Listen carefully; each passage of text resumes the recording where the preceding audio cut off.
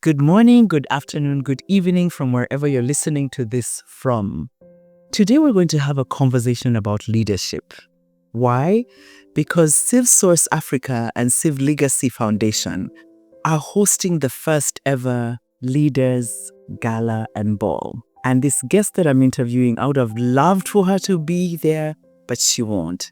And I thought, what better way to bring her voice and her thoughts into the room than by doing a recording with her. She is a leader of note, and we're going to just have a brief conversation about what leadership means to her, what her first experience of leading was, what kinds of questions she's contending with as a leader now, and what her wish is when she looks at leadership and Africa, leadership in Africa, leadership for Africa.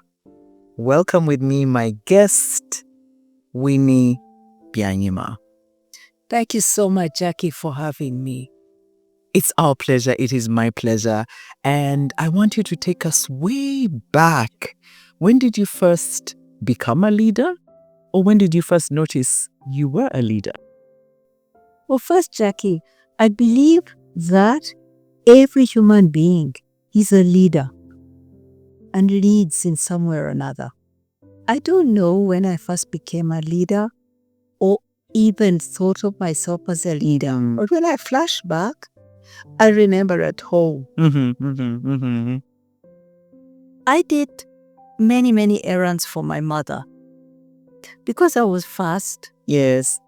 She told me that that's why. Because when she needed something, it was, Karagua this, Karagua, that's my name at home. Yes. Karagua, get me this, Karagua. Because when I said to her, why are you always sending me? She said, because you're fast. Out of that, I became like her assistant. So when there was a decision to make and she wasn't there, I often got asked to be the one to make the decision because I did many household chores with her. I remember we had a Congolese chef, a cook at home.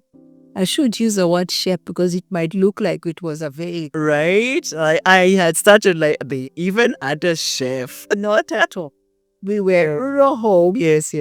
We had an outside kitchen cooked with firewood because we had no electricity in the house. But we had someone. My parents were teachers and they could afford someone to cook for us. He was a Congolese refugee. And he would come. If my parents are busy in conversation, my father had gone into politics. There were a lot of debates in our house. And he couldn't get the attention of my mother.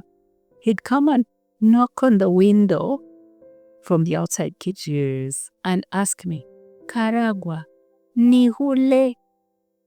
That was his Congolese way of saying, Karagua, nihule. Is it time to put the food on the table? So I got to make decisions. Oh, yes. Then later on, I loved books, and my father had built up some library for us, and he had also a private library in his office for himself. And he asked me to be the librarian for our family library. Yes. So then I went to school and I learned from my teacher, Mrs. Tilling, who was in charge of the library at my primary school, how to catalog books. Wow. And I went on to catalog all the family books. And I then had power to lend out books. I put there a book, hardcover book, to put down the name of anyone who borrowed. Yes. And my dad was so proud of me taking care of our library. Yes. Then he promoted me to be the only person who goes into his office. He had it under lock and key. Yes. To organize and to clean up his office. So that way I could open his files and I started to see student files. He had been a teacher at Mara High School. He had taught many of the leaders of today, including President Museveni, people like Yona Kanyomozi, people like Kamuntu, Amanya Mshega and others. He taught them.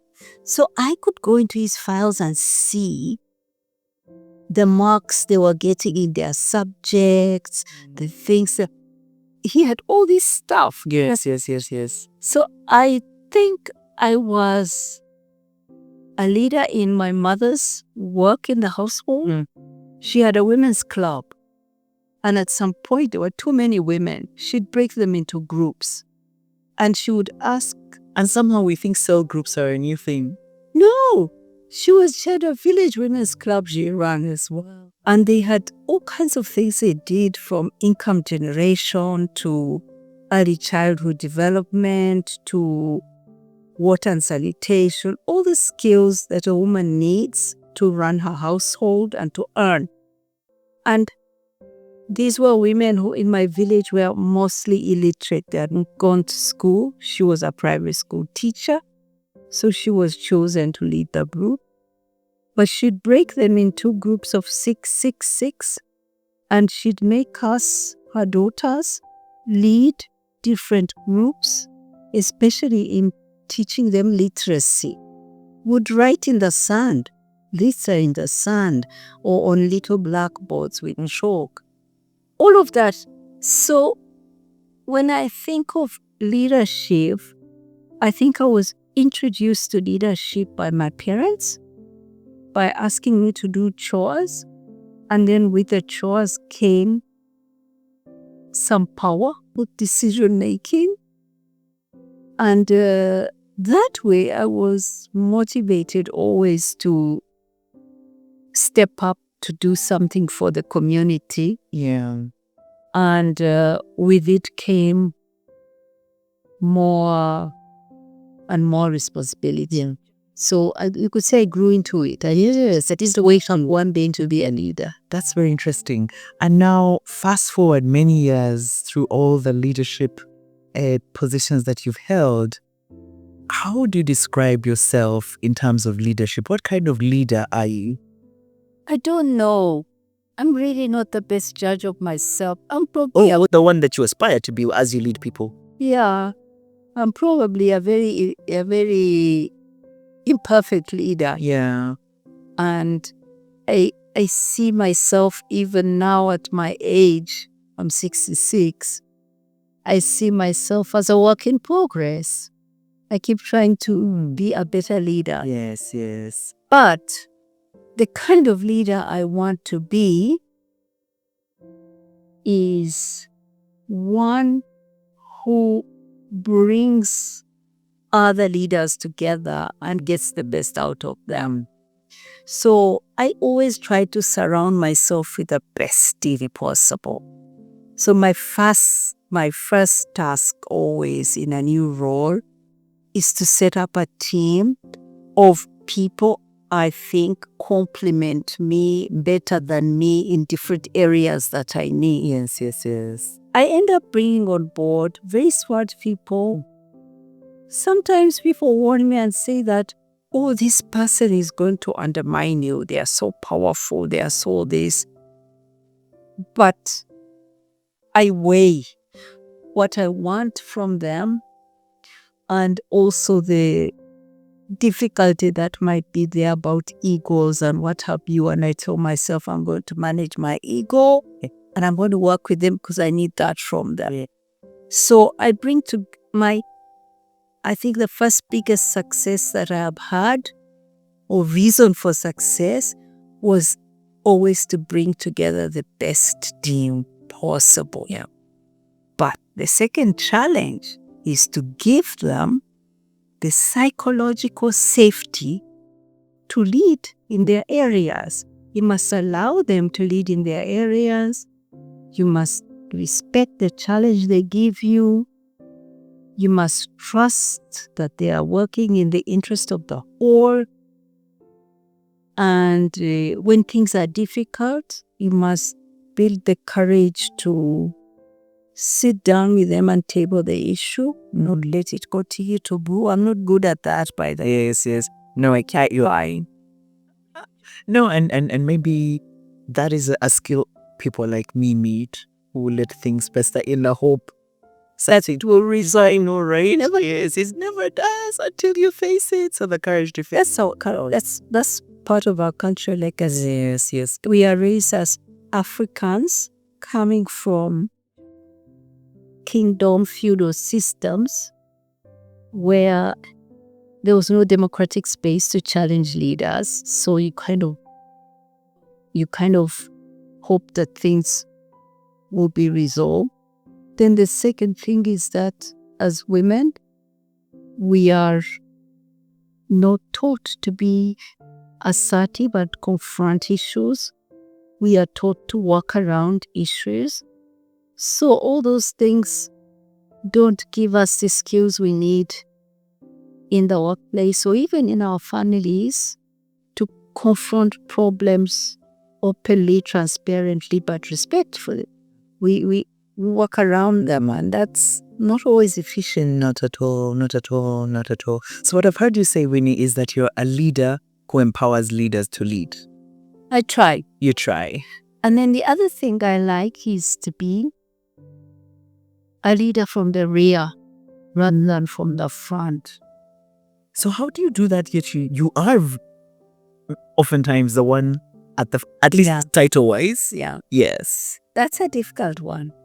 But when I say I want to be a leader from the rear and not from the front, yet many times I must be the spokesperson out there. I mean that in the different areas where I am not the expert, to feel comfortable to take a back seat and let somebody eat us. So for example, I have some leaders, and this is more common with men than women, I'm sorry to say, that if they have a team, they will expect the team members to work hard, pull the content together, write it down for them, and they will take the platform and read that because they want to lead from the front. Well, I really tell myself that no, it's their moment. Yeah. It's easy to let them take the stage and let me sit back and watch them lead. Yes. So that's what I mean about leading from the rear, letting my leaders, letting the spotlight shine on others. on others. Yeah. I'm not saying I'm perfect at it. Absolutely, yeah. But I really try to make it my default to say to people, come on, this is your work. Step up and present it. It doesn't have to be me.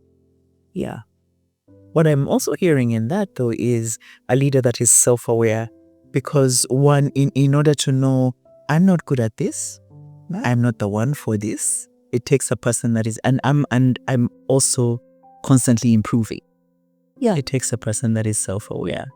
Honestly, we know so little. When you're a leader, you are given to lead in so many areas of competence. You are not the expert there. I'm so used to that. Yeah. I work with doctors, epidemiologists, economists, social scientists, human rights leaders. I work with accountants. I work with auditors. All those are areas I never studied. I know little about.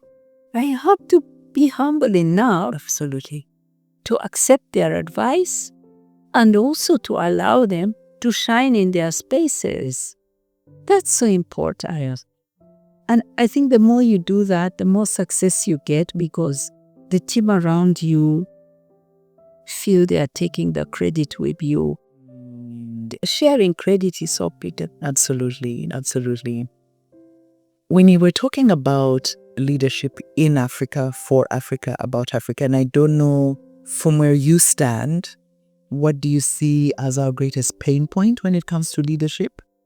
And then flipping that, what do you see as an opportunity for us in leadership? Let me put it like this. I think we must liberate ourselves from an inferiority complex to white people. Many people might tell you that they don't have it, but I'm sorry, so many do. Yeah. Our education pumps into us everything that is valuable and what is not valuable. To liberate yourself, it has to be a conscious effort. You have to own your own, literally. as an adult and learn what you learned. Today, I'm so happy that I'm seeing more and more women wearing clothes like you and me. They are not trying to fit into a tight European skirt and a tight jacket that can't even cover your big breasts. But we've come a long way. I remember I first became an African when I left this country from Makerere and went to study in the UK. That's when I realized my identity as an African. But when you're here, you're in Africa, everybody is, so you don't feel it. Yeah. I felt African there. Yeah. And I started to identify and dress African. I came back home here wearing my Ghanaian style clothes. A skirt and a top in kitenge. People were laughing at me. Said, "You're coming from London."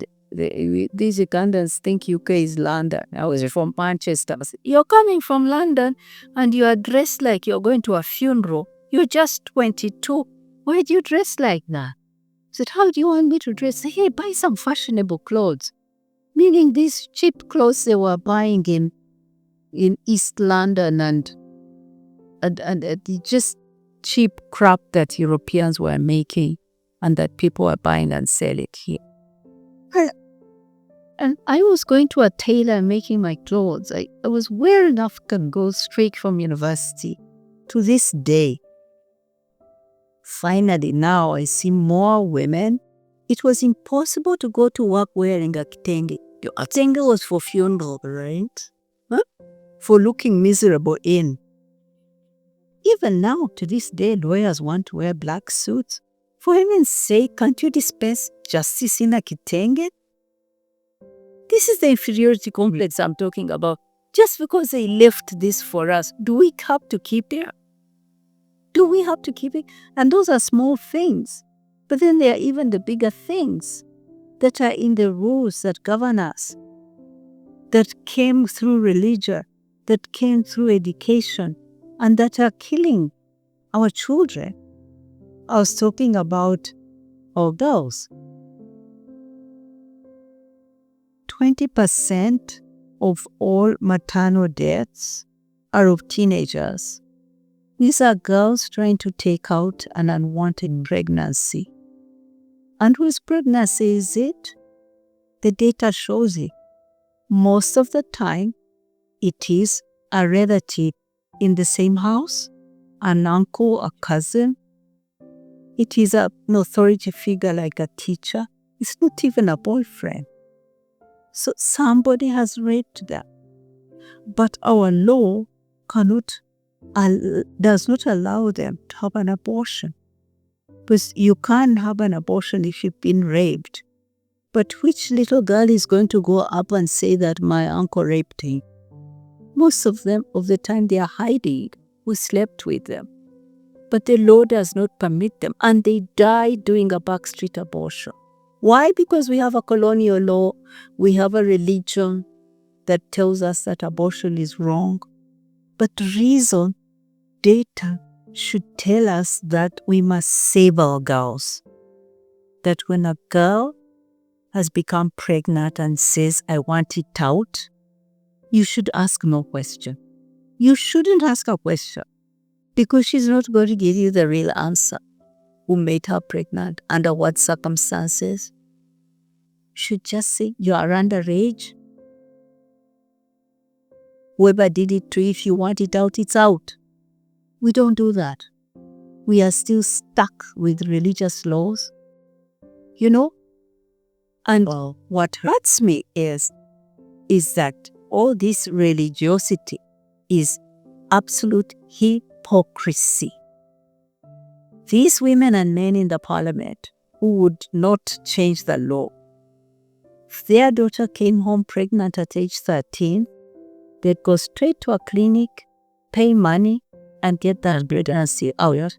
But they'd come to parliament and say, "I am a Christian, and we cannot." You see what I mean? Yes. So First, we must liberate ourselves from an inferiority complex. From mesoslavery as Bob Marley says, and tell ourselves, what do our children want? How are their lives? What are the influences around them? What do they need? And write laws that fit our purpose.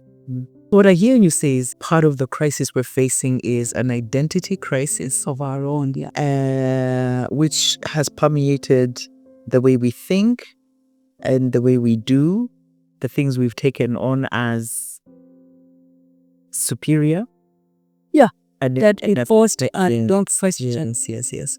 So if we flip that and think, okay, what then though is the hope for leadership? Yeah. Where can it take this continent if done right, if done well? Thank you for asking that question. Before I go to that, let me also make one more point about the challenge before I go to the hope. Okay. The other one is our intellectual, or shall I say ideological confusion. My generation of leaders, we were privileged. And yet I still meet many of my own generation,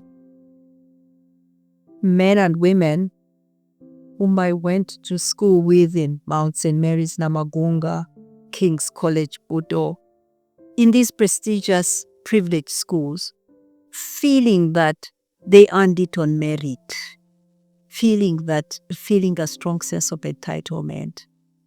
With that comes a problem. We were privileged. Most of us had a head start. Yes. We got to those top schools because our parents were either school teachers. That put you ahead of the village. Yeah. In my village, my parents were teachers. Everybody else couldn't read or write. So that puts you ahead. You do homework with your parents. So we were privileged. We had a head start at the end of colonialism. And we came to be the inheritors of the colonial project. Not necessarily in politics, there were those in politics, but if you were head of a school, if you were in a hospital, if you were in a government job, you are an inheritor, you're part of the colonial project, and your job was to transform that into a project for the people. But most people who came into that came with so much ideological confusion. They saw themselves as entitled to what they were inheriting from the colonialists. So you found so many of our parents trying to imitate the colonialists, looking down on the people they serve, feeling that they are more entitled because they went to the top school. And then we, our children, have been behaving like that. Yeah. Behaving elite, acquiring all the tastes, all the mannerisms, all the interests of an elite, and becoming parasitic on the state. That's what you see. When you see people wanting to kill each other to get a job in the parliament, what are they looking for? The trappings of power. They want to be little kings amongst their people, entitlement, and all of that. So I feel that the lack of ideological clarity, understanding that what we inherited was a bad project. It was a project of colonial extraction from our people, and they handed it to those whom they had educated to continue the extraction on their behalf. If we don't turn that upside down and say, okay, what is right for our people? How do we serve our people? What do we do differently to make sure everybody has health, everyone gets an education, a young person gets a job, an old person gets social protection? How do we do these things and deliver for our people? We are still in the border. We are entitled. We are different from those peasants because we did better than them, because we went to Budo. This is our problem. I count myself in. We are an elite that remains intellectually and ideologically confused about our role and our responsibility to liberate our people. So if you say, where's the opportunity? Yeah. Jackie, the opportunity is now. Mm-hmm. And why do I say now? Because there is a huge geopolitical shift. Mm-hmm. China has moved fast and is now really the biggest power, has overtaken the United States on technology, technological development, has overtaken the United States in finance, and is becoming the biggest power in the world. This shift has sent shockwaves, and it is so massive, it's seismic. And it has resulted in geopolitical tension. That's why we who work for the United Nations are now powerless. Within the UN, which is supposed to resolve conflicts and find solutions to global problems, we are unable to move because the United States, that was a hegemon, is no longer. There are emerging powers, China being the biggest, that are challenging the axis of the United States and Europe. In that tension, there is, yes, a scramble for our resources, just like we had at the end of the 19th century, but there is also a neglect of Africa. We are not importer. We are importer for our raw materials, but we are not importers in the technological warfare that they are in. They are developing cyber weapons and what. We are not important there. We are not even important in trade. Trade is in technological goods that we don't make, right? It's trade in services that we contribute so little to. So we are unimportant. And so by being unimportant, that neglect is the opportunity for us to look inward and solve our problems without much dictation and direction from them, and without their little money confusing our priorities.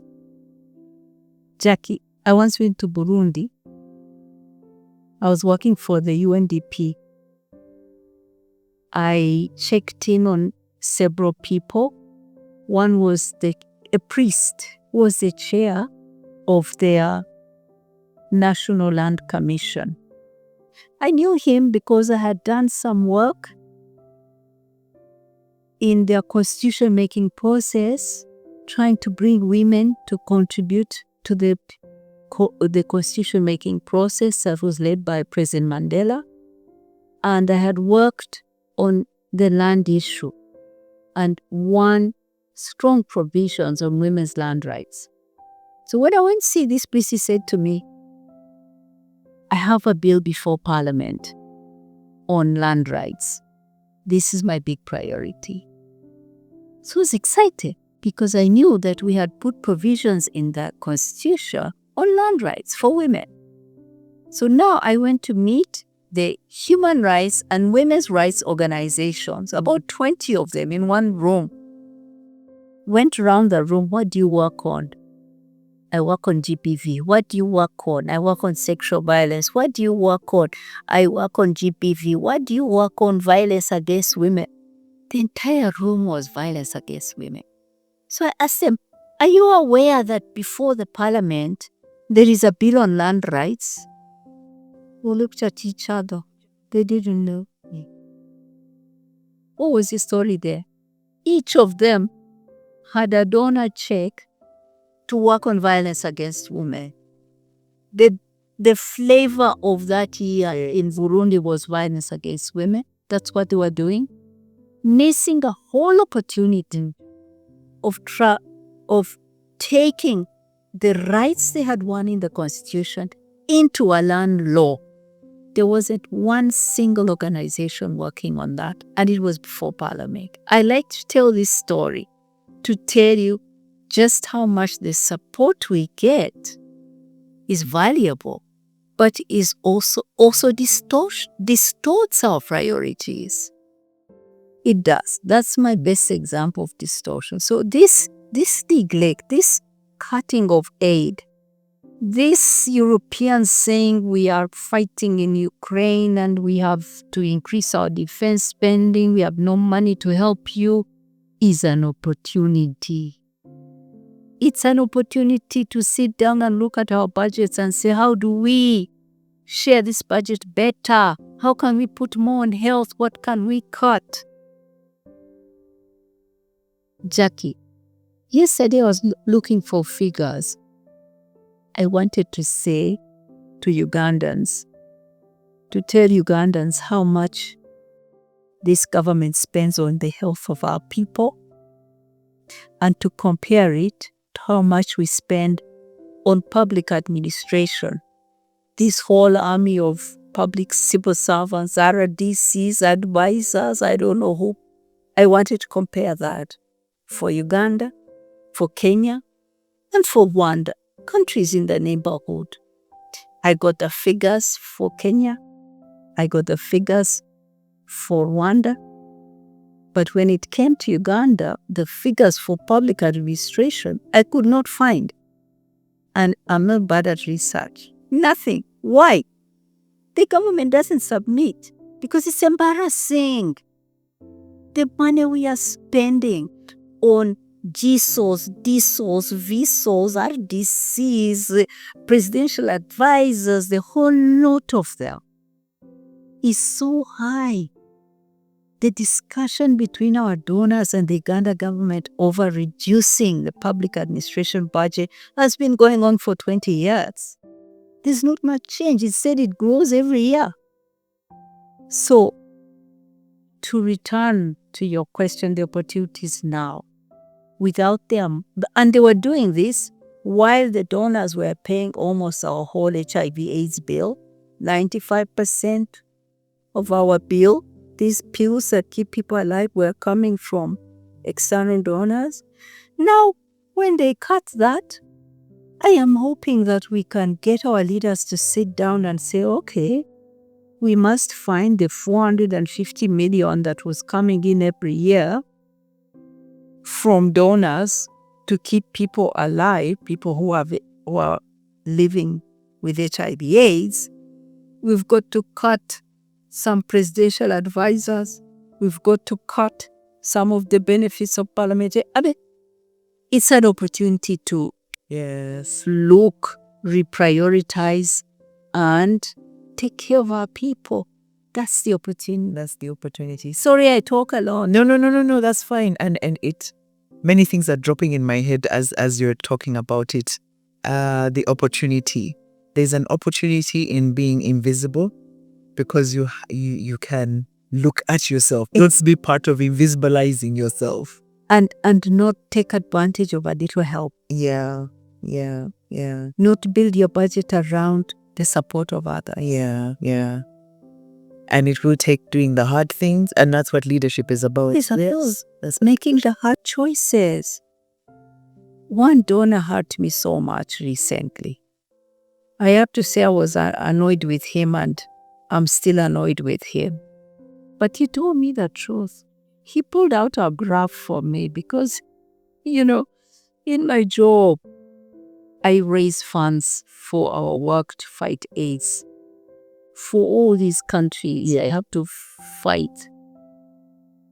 And they are cutting their aid. So this time, this guy brought me a graph, and he showed me since around the 70s, 80s, around there. Yeah, since the 80s. He showed me the investment in health, the expenditure on health by our African countries has been, and it has been, you could say it's like a straight line that doesn't grow, but that drops a bit, a slow, progressive way. Yes, but it is around 3-4% of our national budgets on average. we are putting just 3-4% of our total budgets in the health sector. And it has been dropping slowly. Now, then there is the money that donors have putting in our health sectors, increasing progressively over all these years. It was so embarrassing. Someone showing you is a donor that we've been increasing what we put in your health systems while you are decreasing it. What does that say? That you've abandoned your people to us. As we increased, we hoped you would also increase. Ours should be the ones dropping. You should be the one increasing, but it's the other way around. I was so embarrassed and even angry that he showed this to you. But because I am really the one leader in the United Nations who wants to speak as a proud African, I refuse to be beaten down. And he came this time to show me that you need to shut up. Stop telling us about your African pride. You're not doing the right things. Yes. Wow. Hey, well. Oof, lots to learn, lots to ponder. Yeah. And lots to face. Lots to face. If we're to turn things This is around. what leadership is about. Jackie, you asked about leadership. The leaders that you have in the room need to face our African reality squarely, honestly, humbly, and have the courage to propose the solutions that will work. Not solutions tailored to someone outside.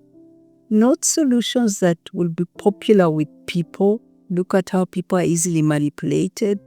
But solutions that are based in the evidence that you have, the facts that you have, the success stories you have read about. And so that's what leadership is, to be honest and to be humble. Yeah. And as we land this conversation, Winnie, what is the one leadership mantra you live by? What is mantra? A saying, that thing that you say to yourself again and again as you lead. That your guidepost, your North Star, what is it? It's a simple one. It's let it go. I'll tell you why. Let it go was, I don't know, give it to me, but it's a little stone on my table that says let it go. It's very much about when you make a mistake, admit to it and move on. Don't dig a hole and get yourself stuck there because you don't want to concede. And it was my weakness that I'm an opinionated person and not a person who is, you couldn't even say I'm spontaneous. I am not somebody who says something and then say, it was a slip of the tongue. You're very deliberate. I am. Yeah. I'm very deliberate. But that also comes with the other side of the coin, is that when you've done something, you don't want to pull back when you're wrong. Yeah. You want to keep justifying. Yes. You want to take a stand but somebody who understands me said, we need to let it go. Learn how to let it go. Fall down, get up quickly, rush yourself and move on. Yes. That's for me a leadership lesson that I keep trying to go back to. Even the successes, because yes, we struggle with the mistakes, but we want to stay in the glory and not move on. Yeah, right? So let it go. Let it go. Move on. Yes. Yeah.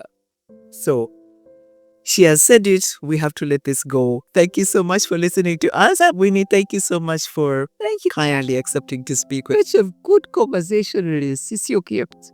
Thank you.